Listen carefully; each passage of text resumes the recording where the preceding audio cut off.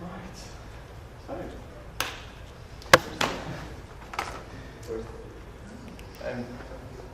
Basically, we're going to be updating to Firefox 4. There we go, lunchtime. Okay. There's a few things we need to resolve, things I'd like to do this side as well. One thing I'm not sure about is whether we should actually do the migration. Now, I'd actually like to do it next week. I thought I'd like to get Firefox 4 and get that back next week.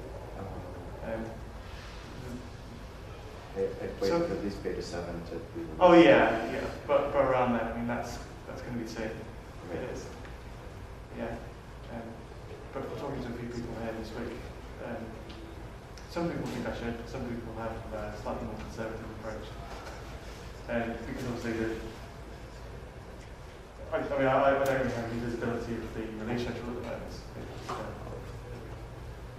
don't know whether anybody else has a better idea. I mean, I think the risk of releasing in April with a pre-release browser is pretty minimal. Yes.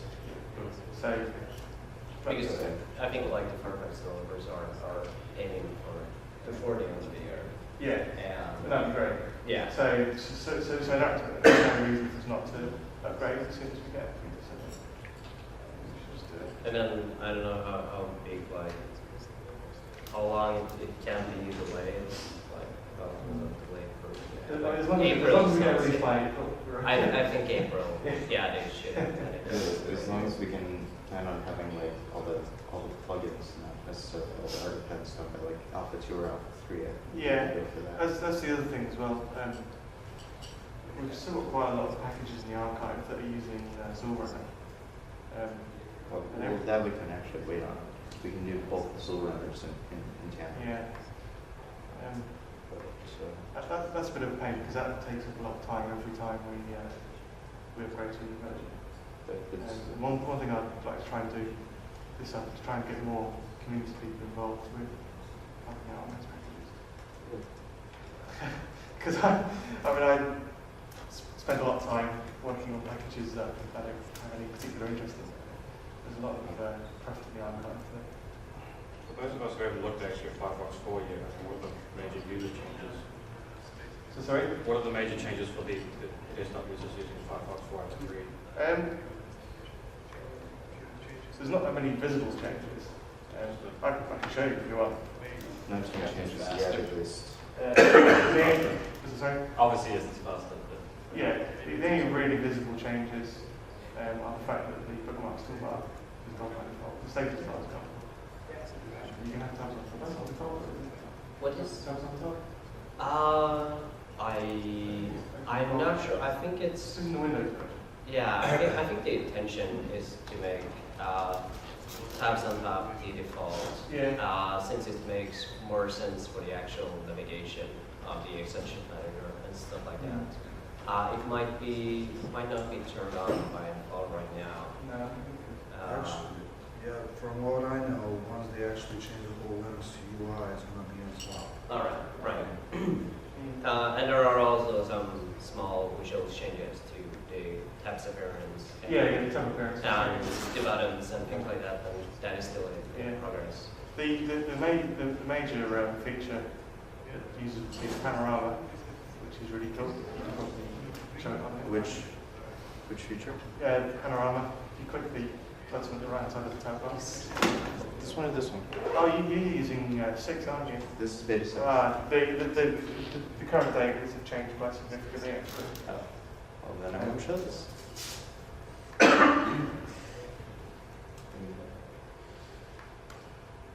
So apart from that, it comes with sync as well. Faster JavaScript engine. There's a lot of startup time improvements as well. Well, for ARM, I mean, is the JavaScript, I just got to check down because does that have ARM support yet? Don't know. We don't do any builds for ARM at the moment. So. Right. Yeah, there's even a website now, Are We Fast Enough Yet? Yeah. .com. Hey, by Mozilla, if they're fast enough. Are we fast.com? Yeah. Yeah, so things are definitely happening there. It's, yeah, It's pretty neat anyway. Yeah. I like it. We know how it compares to Chromium browser as far as starting time. I don't personally know. I think it's great.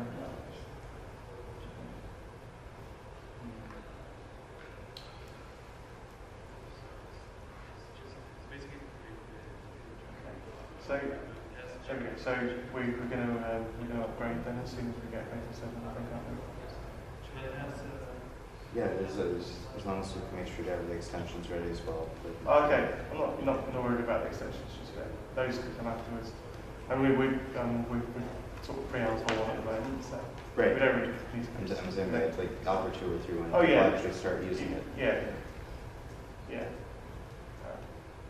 Obviously we'll have to do that, but I'm not concerned about those at the moment. Shall we also go through all the notes that were added to the blueprint then? Yeah. Okay. So we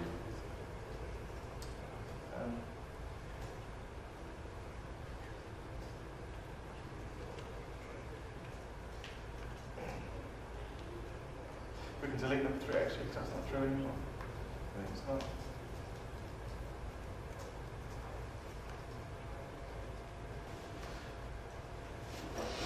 Yeah, the number 6, the startup page, is an interesting one. That's another change. I haven't figured out how this works actually. I don't know whether people are aware, but we currently ship an extension by default, which provides a start page. It uses the same URL as another new page about home. I thought maybe there was some overlap with the functionality there, but it doesn't look like there is at the moment.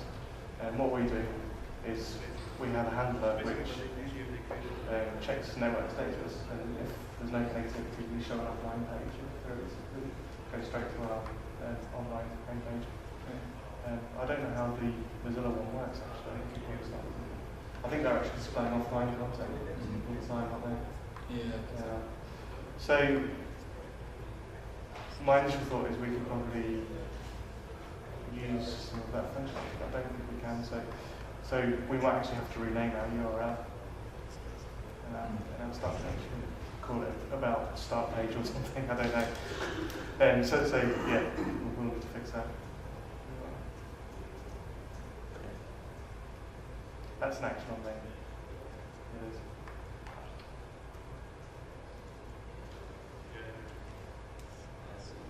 We haven't got any more online services here, have we? I was hoping some more online services. Online services, as in the what?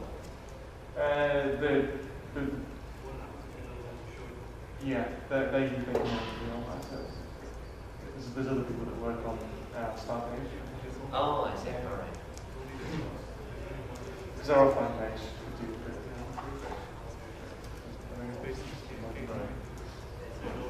Because I think like one thing we talked about briefly the other day was if you guys wanted to sync with, as Firefox sync is building, if you guys want to sync with Mozilla servers or with the Ubuntu one servers, but I guess that would be, like the benefit of syncing with the Ubuntu one servers would be what that you didn't have to sign up for a new account. Yeah, I spoke to Stuart,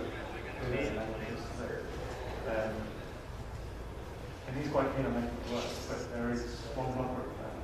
Okay. We currently have an extension. Our online service is provide an extension for Firefox, which synchronizes bookmarks. Oh, okay. And password as well? Sorry? Passwords as well? Yeah. All right. One of the primary reasons for that, in addition to being able to synchronize bookmarks, is actually being able to view bookmarks online. So you go to the view bookmarks. Now that doesn't work with Firefox because the data is all encrypted. Yes, it's designed that way very much. Yeah. So You can do plans that default changes in the browser. okay. Yeah. I'll talk to him again, but There's you'd like to make a demo of that already. Really? Yeah. What is that? You can find out. That's pre-release. You got that out. Demo how to client-side encryption on my browser. Because I'd really like to get that working.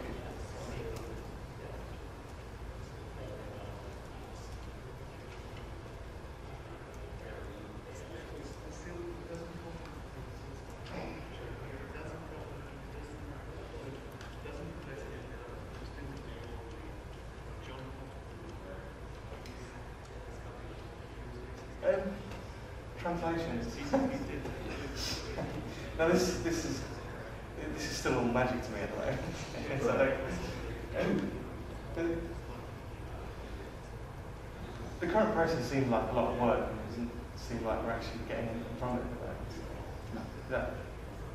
That's a pretty good summary of the situation now, isn't it? Yeah. So I don't know whether we want to carry on doing what we're doing, or. In general, like building translations to Launchpad and exposing them? Yeah, I mean, I'm still not exactly sure how this works. You could give a fair explanation about that. Yeah, sure.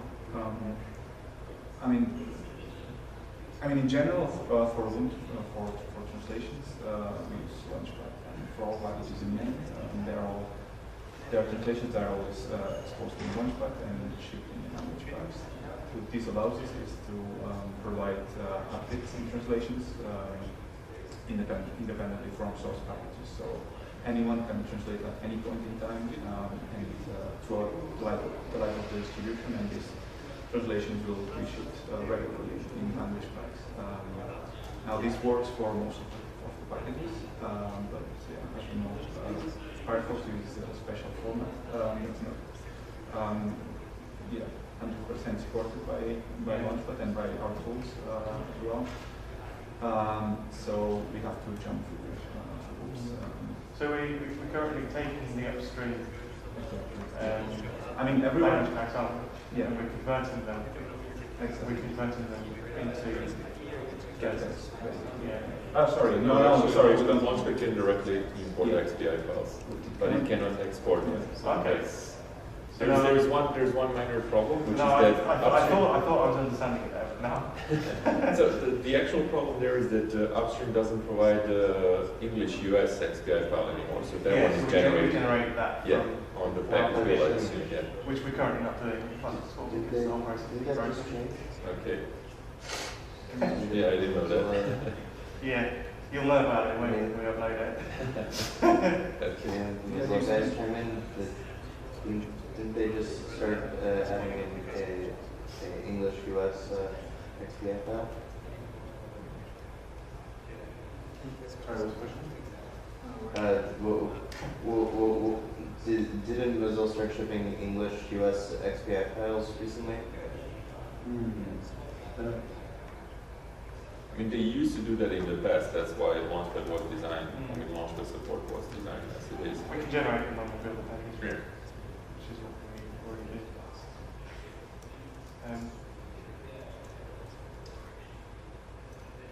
I mean, how many actual languages are, existing only in Launchpad and not provided by upstream?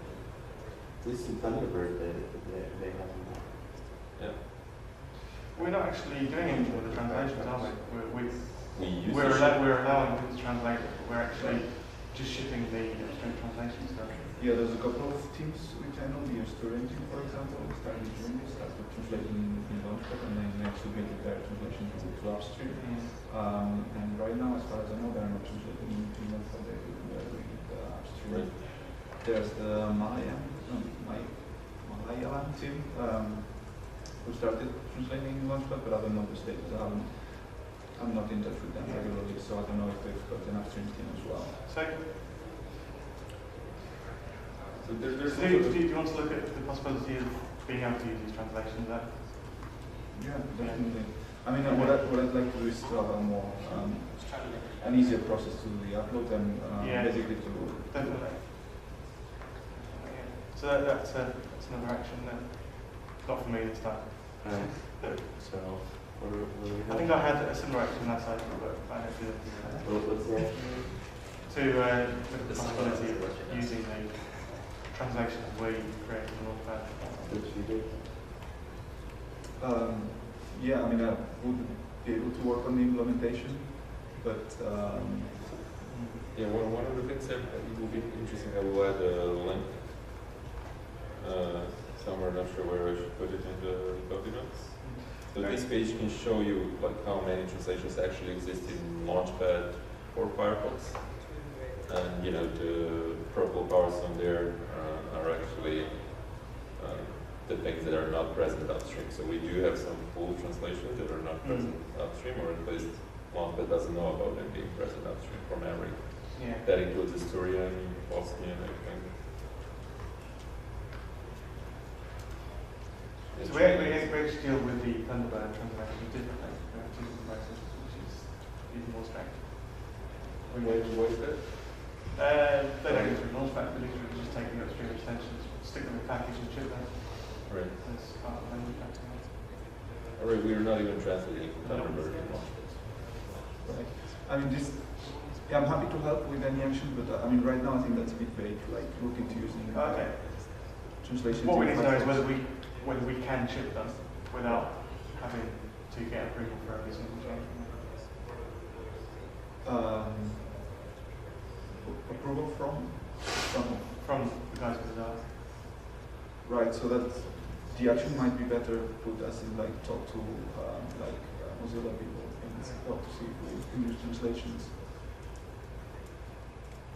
I mean, I'm not in touch with them. Do you have any recommendations for a contact person? Yeah.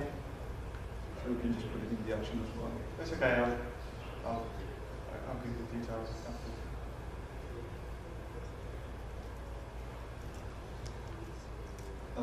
We can even say Launchpad provided translations for yeah, that's okay. Yeah.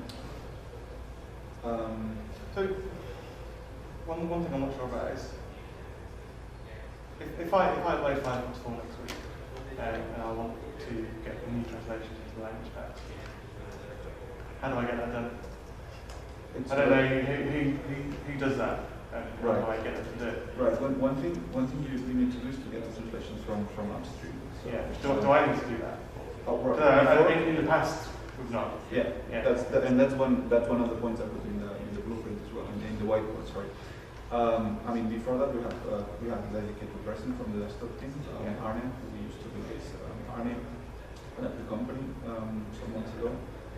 So right now, there's no one doing this. I mean, for Maverick, that wasn't the problem because the translations were uploaded.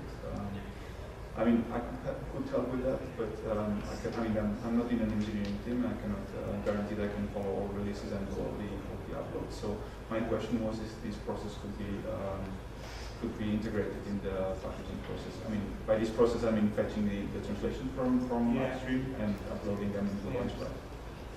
It's complicated because with most packages, the translations are shipped in the same source package. Yeah. It's easier to do it. Do something similar to Thunderbird and have the We could if we don't want the ability to go translate the wrong stuff. right.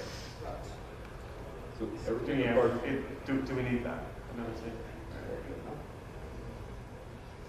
Everything apart the EN/US XPI file can easily be, I think, you can just upload it directly into Launchpad through the upload form. You don't even have to worry about, doing it on the package build time, because I think it might be actually tricky to pull them from the web on the package build time because all the builders have firewall. As far as We can't. I've had this Yeah. problem Yeah. trying to get bits of test suites that fetch stuff from Yeah. outside. Right. Yeah. Right, so that's one of the things that we definitely cannot do, but we can, that should be an easy thing to do from any of the actual machines. Like you can fetch it and actually upload it to Launchpad.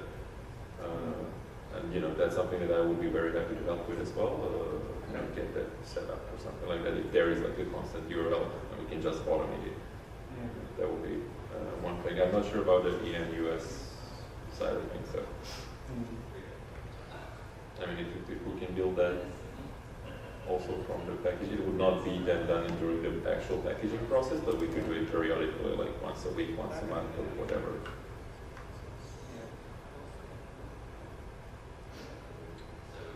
So I don't know if that sounds like a viable option for that. Still, there's still the other side of the problem, which is how do we actually get them into language packs, which I'm not entirely familiar with, because I've tried to I've tried to look at all the bits we use to create language packs, but I'm struggling to figure out which bit goes where. Right. So most of it is done by line-pack-o-matic. Yeah. I mean, I think there's two things. There's two things here. I mean, they are putting once they're in Launchpad, they are putting language packs automatically. Well, the only tricky part here is the conversion from the format that Launchpad exports to the XPI format, and that's done by PO to XPI. But there's an option or command line argument in PO to XPI. Or okay, the way line-pack-o-matic creates the XPI files is that it either ships what comes from. I'm just trying to figure out what happens when we're shipping just stream translations or when we're shipping Launchpad translations. so I don't know exactly how it works, but I can kind of assume most of the things around it. So what happens is Launchpad exports just their translation files in roughly PO format, so the regular gettext format. For XPI files, it's slightly hacky way to do it. It's not really standard syntax for PO files, so you can't really deal properly with them. But still, it's something that is a valid import for PO to XPI. So that big tarball, which contains all the translations for everything in Ubuntu main, is then processed basically by line-pack-o-matic. So I assume that line-pack-o-matic is the thing that runs PO to XPI on the Firefox PO files, and then it just generates the XPI files. And so I think that will be as much as it would be needed for the entire process to close. I didn't miss anything. No, I think that's all this. Yeah. Launchpad also exports at the same time the EN US XPI, so you can use it as a reference. I mean, from the time it was imported. So we originally envisioned using an EN US XPI for rebuilding the XPI files, but that turned out to be too complex. And the only part that's not clear to me is what happens when we're shipping all the upstream translations. I know in the past we've deactivated PO to XPI, and I'm not quite sure what happens there. I think they're still going through the whole process, because we've had this issue recently where the language packs are being broken by PO to XPI. Right. Because we're separating the country code with an underscore license rather than a hyphen. Yeah. That breaks the translations as well. So how big is the delta between the upstream translations and the Launchpad? So it's not. So that's why I gave this link. We go to that page, you can actually see roughly how it is. Though it's not necessarily up to date because it depends on the fresh upload from upstream, which probably hasn't happened for a while. But there is actually quite a, I would say, big gap. Looking at you can usually tell like there are purple lines and green lines. There's 3 or 4 teams which have nearly complete translations or complete translations that are only in Launchpad, but there's also quite a lot of them. I think I could you Could you perhaps show this on the screen, on the browser, then we perhaps all at the same time? Just sort by Yeah. All right, and is the plan to make patches of these and So, considering how relatively complex it is, we usually ask teams to do it themselves. Okay. Because they have you have to go for the translation team in Firefox anyway. So if we can't go and say to the Firefox project, oh, just take all these translations. It has to be like. But it's easier to communicate with your local teams directly. Yeah. All right, so you encourage them to do that. Yeah. So a certain team has done that, and it does show up in the list. It's not being refreshed. So that can you please click on View Template and all languages? Then we can see them all. We can sort them by state. that should be instant if the page is loaded. It's a JavaScript. Yeah, it's not logged. Yeah, the page is not loaded yet. So if you click now on status, you can see on the left sorry, on the statistics themselves. Yeah, on the column title. Exactly. About that. This one? Yeah. So you can see, for example, what you see there in purple is just in Launchpad, the green stuff is that is upstream as well. Upstream, as far as I know, they've submitted the translation upstream. It's just that statistics or translations might have not been updated. But if you scroll down a bit, there's quite a lot of teams. Further down. It's good to see that a lot of them seems to be upstream. So Mongolian, for example, is I've got nearly complete translations. Assyrian as well, but Mongolian is a bit strange because we don't have a Mongolian translations team. So is the procedure that they try to translate like 100% of it and then set it up, or is that part of it? There's never been, I would say, like much dedication to tracking the Firefox translations on Launchpad in particular. I mean, we do have documentation on how teams can articulate to the lobby document. We've got a wiki page with instructions on how to get the translations from Launchpad and how to send them upstream. I've just put them in the lobby document underneath that page. So that would be focusing on that, letting teams know how they can do this. There's other problems why some of them are not necessarily shipped. That's because, as far as I understand, Mozilla doesn't like us to ship, translations that haven't gone through their own quality insurance process. So I think the support for them has to be added to Firefox as well. Yeah, I thought it was just kind of like I don't think it was. I think the language codes have to be added. Yeah. Okay. Right. Yeah, so there's something else as well, but it's also part of that is, as far as I remember talking something about it with Alexander, it was, related to a permission to use the Firefox brand as well. You gotta use that squeeze if you do whatever you want to do. I don't know the details, something like that as well. So I think looking at this, it seems it's viable and useful to actually try to package these translations as well. Instead of just shipping the upstream ones. Because with language packs, we have an option to support translation updates even after the actual, Firefox stops releasing updates for that particular release. We can still support translation updates. So. Well, we're not supporting Firefox releases after we stop updating. Right, but we do support translation updates after that. Okay. That's Ubuntu usually does for everything else in Mac. That's what I'm saying. Yeah, Firefox is a special case. We'll replace Firefox with a new version when we stop supporting it. Right. That's what I'm saying. It's like but you don't do it in Hardy, for example. You don't do it in other LTS releases, and we can still release language pack updates. We have the Hardy in Firefox 3.6. Seriously. But still, that's still useful throughout the release cycle of the Firefox release. So we provide, from Firefox 3 to Firefox 4, we can provide translation updates. Yeah. So that's still useful. Okay. Firefox 3 is going to go away after managed release. Yeah, but what I mean, for example, let's take an Ubuntu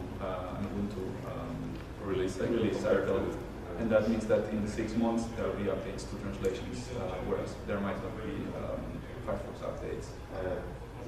Yeah, I know there will be, but they usually don't ship translations unless they are fetched from upstream. So the thing is that you can, if you work in Launchpad, even if you're working upstream as well, there is, for instance, a Firefox release. We release it with upstream translations, and you see like a dozen relatively serious bugs for your own language. You can go and fix them, and in like 2 weeks you will get them in Ubuntu.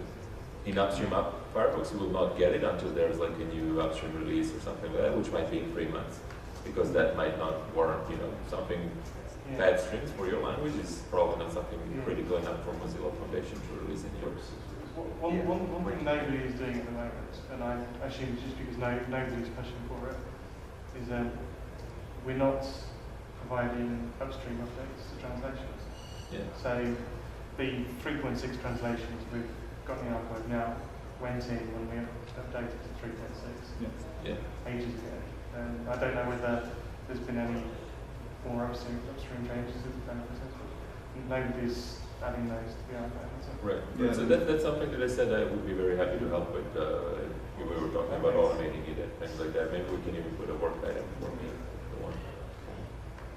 What is Yeah, I mean that's what I was mentioning before. I mean before Arne from the desktop team was doing this, but Yeah.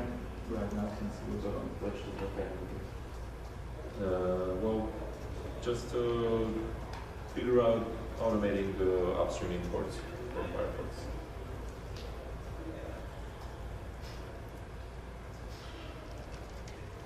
Into Launchpad. Yeah, we should add translations because this is not a translation specific session. Upstream translation. Cool, thank you.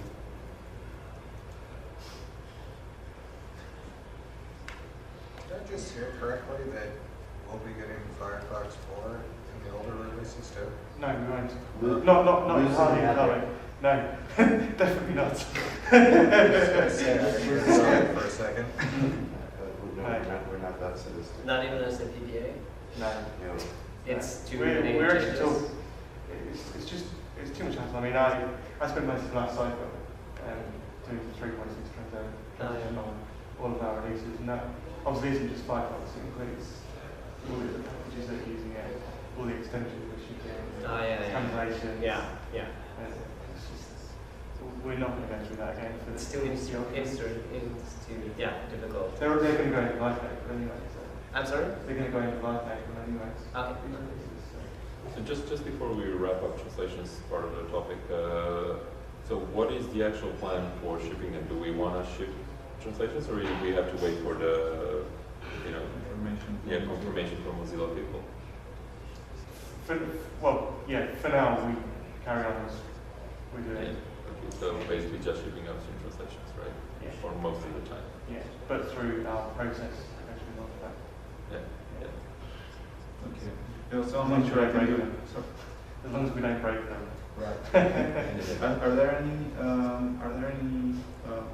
Was that bug fixed in PO2 XPI? What's the current status of PO2 XPI right now? I don't know. I was going to say, we told you it was fixed, but then I think I actually edited it in my system to work. So anyway, I'll make sure that I talk to Mozilla people as soon as possible. Because right now, in the past, I just haven't had the time to look at this. And I think it makes sense to start on this. What's the other advantage to using, having the language packs versus in separate source? It's easier providing new translations over time. It's easy to update. Because you already had language pack versus if we do a separate source, like we do a binary package. It's fixed. The current. Right, yeah, it's easy. I mean, you don't have to request SRUs for language packs, so we update them like regularly. Correct, but even if I was accepting the new binary for the new translation. Yeah, he's saying there's another advantage to doing it through the language packs because you don't have to do another binary package of Firefox. All right, yeah. The current language packs are fixed, by the way. Okay. So we don't have to put any, do we have to put any additional action for PO2 XPI? Yes, I'll get onto that now actually. There's another point on there about extensions, isn't there? There is. This one? Yes. So, one thing that Firefox 4 supports now is packed extensions, so you can install extensions that don't get unpacked. That's one of the startup time improvements. So I'd like to see if we can get that working without language packs as well. So that would be a change to PO2 XPR. And the other change, I think I mentioned this to you before, is I don't know how this works yet, but someone suggested shipping them as distribution bundles rather than extensions. Right. You mentioned this. Currently we clutter the add-on manager. I mean, I've got loads loads of extensions installed, or I've got loads of language packs installed at the moment, just for testing purposes, and the add-ons manager is horrendous. Well, it's supposed to be a separate tab now, right? Yeah, but what I'm saying is, if you look at your list of installed add-ons, it's cluttered with language packs at the moment. No, it's some separate tab for languages. Should be. Not with those, it's not. That changed from the latest daily? It is, yeah. Oh, okay. It is. Yeah, I mean, as you say, it's a separate tab, just a separate tab for languages. Okay, I didn't see that. Unless that changed between beta 6 and the beta 7. No, it's not. I've got extensions, themes, and languages. Ah, Yeah. another. So, I mean, there's actually no language packs installed at the moment. Okay. Yeah. But on the default system, that would be full of language packs, which is okay. Yeah, it's gone. Fine. So, what would we be looking at, like getting this languages tab back, or using this distribution? No, guidelines? yeah, it's basically we just changed the install location. I think. Right. I'm not trying to see whether it works yet. So. Do you want to work item for that? Yes.